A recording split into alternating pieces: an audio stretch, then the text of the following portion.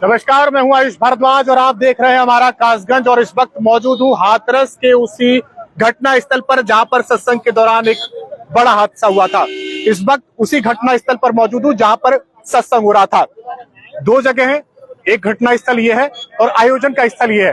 Road की दूसरी तरफ यहाँ पर जो है भोले बाबा का सत्संग चल रहा था, जिसको सुनने के लिए 1 लाख से अधिक लोगों की भीड़ पहुंची थी। सत्संग शुरू हुआ था, लगातार लोग यहाँ पर पहुंच रहे थे, दूर दराज इलाकों से यहाँ पर पहुंचे थे और सत्संग जैसे ही शुरू हुआ, यहाँ पर श्रद्धालुओं की जो बड़ी संख्या में भीड़ थी वो जुटना शुरू हो गई। उसके बाद क्या हुआ कि अचानक से ऐसी भगदड़ मची जिसमें 100 से अधिक लोगों की मौत हो गई। पहले आप देख लीजिए, ये तस्वीरें वहां की हैं जहां पर सत्संग हो रहा था। उसके बाद में ये हाईवे रोड है, इस रोड को क्रॉस करने के बाद में जो पब्लिक थी वो रोड के इस तरफ आई। इस तरफ की तस्वीरें मैं आपको दिखा देता हूं, सीधे चलता हूं, इधर की तस्वीरें आप लोगों को दिखाने पहुंचूंगा। तो आप देख सकते हैं कि यहाँ पर ये जो है कीचड़ है, तमाम कीचड़ यहाँ पर जो है वो लगातार जो है वो भरी हुई है। बताया जा रहा है कि जो भीड़ आई थी वो यहाँ से इधर आती है और भोले बाबा के आखिरी दर्शन, यानी कि कह सकते हैं कि जब अपना कार्यक्रम समाप्त कर लिया, वहां पे उनका संबोधन सुन लिया, उसके बाद में भीड़ उनके दर्शन करने के लिए एकदम से बेकाबू हुई। और रोड के इस तरफ आप देख सकते हैं यहाँ पर जिस तरीके से यहाँ पर जो है कीचड़ का जो तमाम जो है खेत भरा हुआ है, कीचड़ से भरा हुआ है।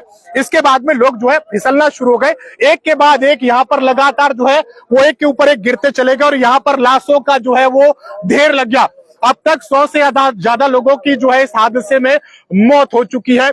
लगातार मौतों का जो आंकड़ा है वो बढ़ता हुआ कहीं ना कहीं नजर आ रहा है। आगे की तस्वीरें आपको दिखाऊंगा, चूंकि जो मंजर था इस हादसे के बाद, जो मंजर था यहाँ पर तमाम लोगों की चप्पलें और सामान जो है लगातार बिखरा हुआ था, जिसको पुलिस प्रशासन ने यहाँ से इकट्ठा करके एक साइड में जो है वो रख दिया है। वहां की तस्वीरें भी आपको दिखाऊंगा। आगे चलते हैं, आगे आप लोगों को तस्वीरें दिखाने की कोशिश में जो है वो यहाँ से लगातार करूंगा। पहले तो आप ये देख लीजिए, ये पैरों के निशान और ये कीचड़, ये पैरों के निशान, ये कीचड़। तो सोचिए कितनी तादाद में यहाँ पर भीड़ रही होगी, जो एक के ऊपर एक जो है लोगों को चलती हुई आगे बढ़ी होगी। एक के बाद एक ऊपर जो है लोग गिरे हुए थे। ये देखिए पैरों के निशान, यहाँ पर देखिए, ये जो पैरों के निशान है ये साफ तौर पर इशारा कर रहे हैं कि इस कीचड़ में भी न जाने कितने लोगों की भीड़ जो है वो यहाँ पर जो है जमा हुई होगी और इस कीचड़ में जाने कितने लोग निकले होंगे और एक के बाद एक के ऊपर गिरे होंगे।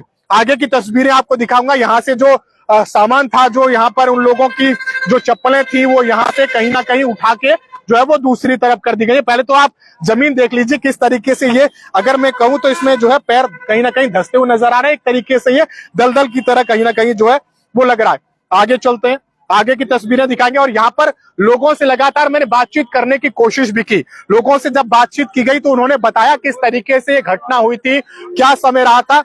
एक दिन का ये आयोजन था जिसमें 78 आयोजनकर्ता, ध्यान लीजिए, 78 आयोजनकर्ताओं ने इसको कार्यक्रम को कराया था, जिसका एक बड़ा सा फ्लेक्स बोर्ड जो वहां पर लगा हुआ है। और उन आयोजनकर्ताओं के खिलाफ कहीं ना कहीं पुलिस प्रशासन जो है कार्रवाई करने की तैयारी में जुटा हुआ है। क्योंकि बड़े सवाल इस कार्यक्रम पर खड़े होते हैं, जिम्मेदारी तय होना जरूरी है। जिम्मेदारी इसलिए तय होना जरूरी है क्योंकि इतना बड़ा आयोजन और उसके इंतजामात, क्या इंतजामात हुए, अगर इंतजामात ठीक नहीं थे, अगर इंतजामात ठीक होते तो क्या ये हादसा होता।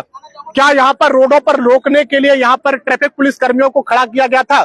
क्या यहाँ पर व्यवस्था संभालने के लिए लोगों को जो पुलिस प्रशासन के आला अधिकारी है वो मौके पर पहुंचे थे? लोकल इंटेलिजेंस क्या कर रही थी? लोकल इंटेलिजेंस को जानकारी होनी चाहिए कि इतना बड़ा आयोजन यहाँ पर हो रहा है जिसमें लाखों लोग जुटेंगे, तो क्या ऐसे में क्या इंतजाम किए गए थे। यहाँ पर आपको दिखा देते हैं, यहाँ की तस्वीरें आपको मैं दिखाता हूँ। ये तस्वीरें देखिए, ये यहाँ पर ये तमाम चप्पलें, ये देखिए यहाँ लोगों की चप्पलें, पानी की बोतलें, तमाम कचरा जो है यहाँ पर जो है पुलिस प्रशासन ने इस कीचड़ से उठाकर इस तरफ कर दिया है। आप देखिए कितनी बड़ी संख्या में लोगों की चप्पलें, जूते चप्पलें जो है वो यहाँ पर उतरी हुई हैं, यहाँ पर जो है रह गई हैं। कितने लोग इस भगदड़ का शिकार हुए होंगे। और हकीकत बात यह है कि पुलिस प्रशासन के पास पूरा आंकड़ा उपलब्धि नहीं है, मौजूद ही नहीं है। तमाम जगह से जो है उसको जुटाने की कोशिश की जा रही है। आगे तक दिखा देता हूँ, वो लाइन वहां से शुरू होती है, यहाँ से लाइन देखिए, यहाँ से ये लाइन शुरू होती है और ये लाइन कहाँ जाकर रुकती है। आप देखिए यहाँ पर ये वो पॉलीथीन रही होगी जिसपे शायद लोगों ने बिछाकर सत्संग सुना होगा, उनको लोगों के लिए अपने लिए लेके आए होंगे, जहां पर उन्होंने बिछा लिया होगा, उस पर बैठे होंगे। तो सोचिए किस तरीके से यहाँ पर जो, ये देखिए, ये सामने की तस्वीर देखिए, ये जो खेत है ये खेत है जिसमें फसल, ये कौन सी फसल है? ये ज्वार इसको बोलते हैं। ज्वार की फसल इस खेत में जो है वो बोई हुई थी, और इस ज्वार की फसल में से लोग कैसे निकले होंगे यहां से? जो लोग निकल गए वो तो बच गए, लेकिन जरा उनके बारे में सोचिए, जो लोग इस हादसे में नीचे दबे होंगे। पहले एक व्यक्ति दबा होगा, उसके ऊपर एक और, फिर एक और, फिर एक और, पता नहीं ना जाने कितने लोग इस हादसे का शिकार हुए होंगे।